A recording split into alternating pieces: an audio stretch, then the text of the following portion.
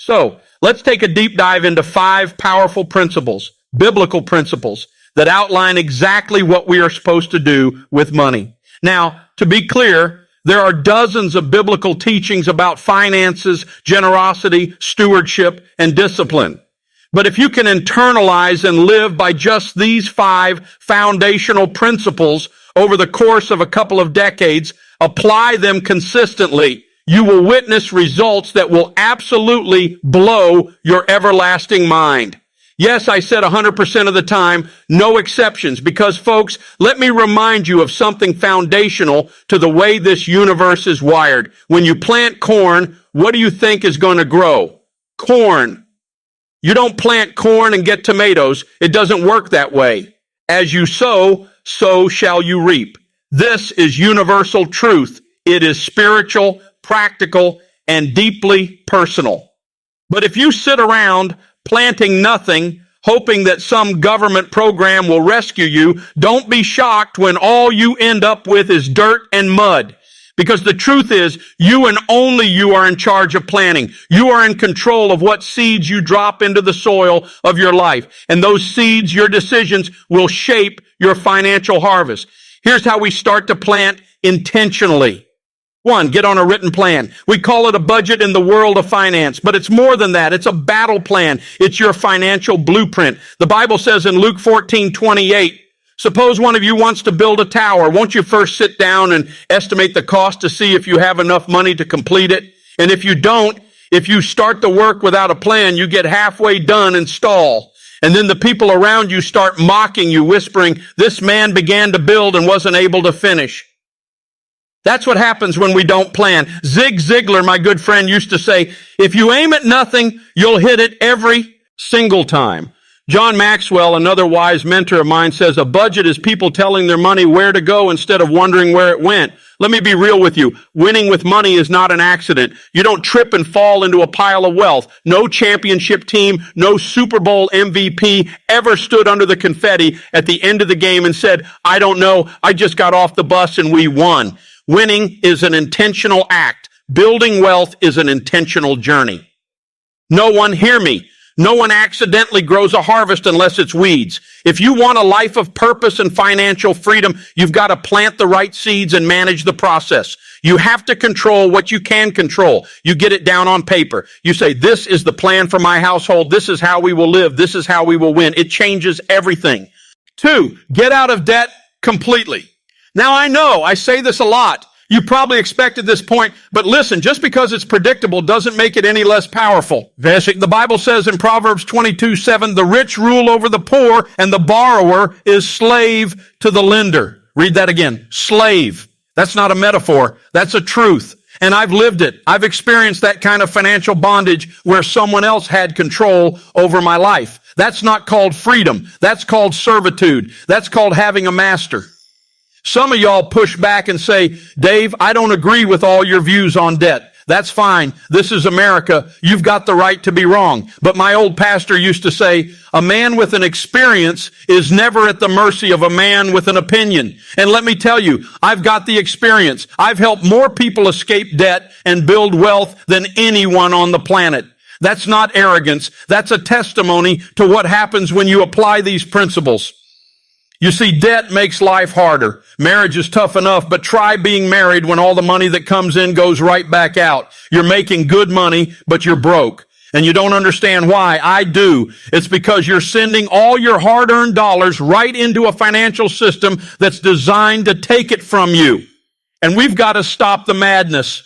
I quit borrowing money. All of it. For everything. And guess what happened? When I had no payments and I still had income, I had money. It was this revolutionary concept. No payments meant more freedom. And when I bought assets that made me more income, cash flowing assets with cash, I actually owned that asset and got to keep the income. Now let's be real. The first few years were tough. There were things I wanted that I couldn't have. I had to learn this ancient, powerful, magical word, no. Most people have nippon. For used it. Try it now. Press your tongue to the roof of your mouth and let out a firm breath. No, it's hard, but it's powerful.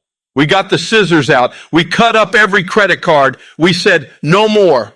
For 30 years, I've lived without credit cards. None. Not one. My wallet, it has green pieces of paper, those presidents' faces, and just 4 plastic cards, a business debit card, a personal debit card, my driver's license, and my handgun carry permit. That's it.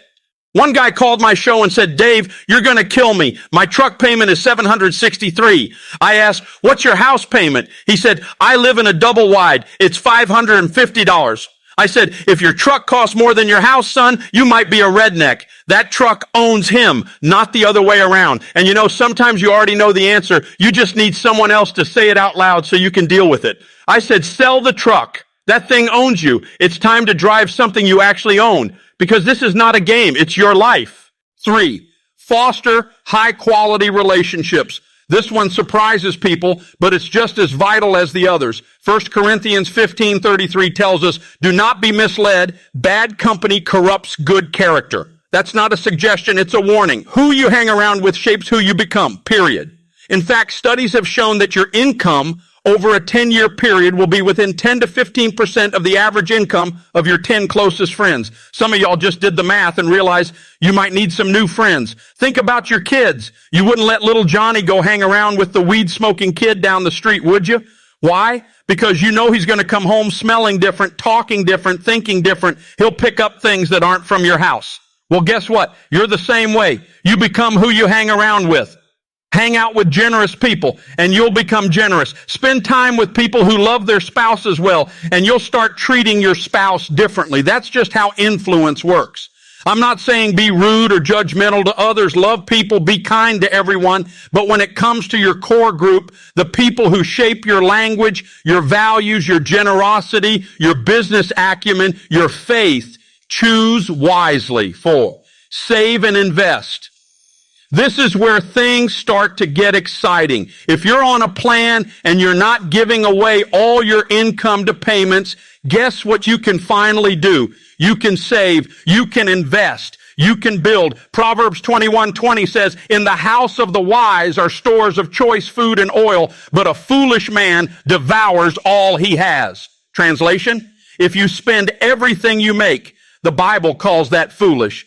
And listen, I've been that fool. Red arrow, big blinking lights. I used to believe I could out-earn my stupidity. I'd make a bunch of money, blow it, then go make more.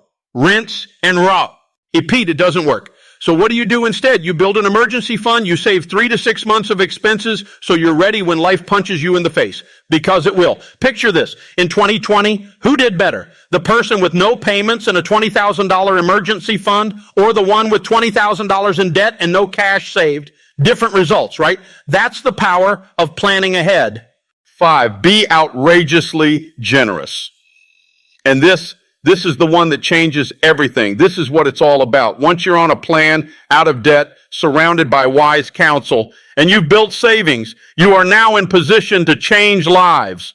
Because it's really hard to be generous when you're broke. You can smile, open a door, but I'm talking about radical, life-altering, heart-expanding generosity, like buying a car for a single mom, or covering someone's rent for a year, or showing up at the Waffle House on Thanksgiving morning and blowing a server's mind with a handful of $100 bills under a coffee cup.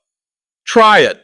Leave the kids in the car. Go in. Order a cup of coffee. Slide those bills under the cup. Walk out and say, watch what God does. That waitress will look around confused, amazed. And when she realizes what just happened, she'll do a little dance. And your kid watching from the car, that moment will mark them forever. That's the kind of joy you can't buy with a vacation. That's the kind of fulfillment that comes only from giving. So if any of these 5 principles are missing from your life, or if all of them are, then it's time for all of us to level up, to get intentional, to take back control, to walk in wisdom, because that's how you win with your finances, your family, and your future.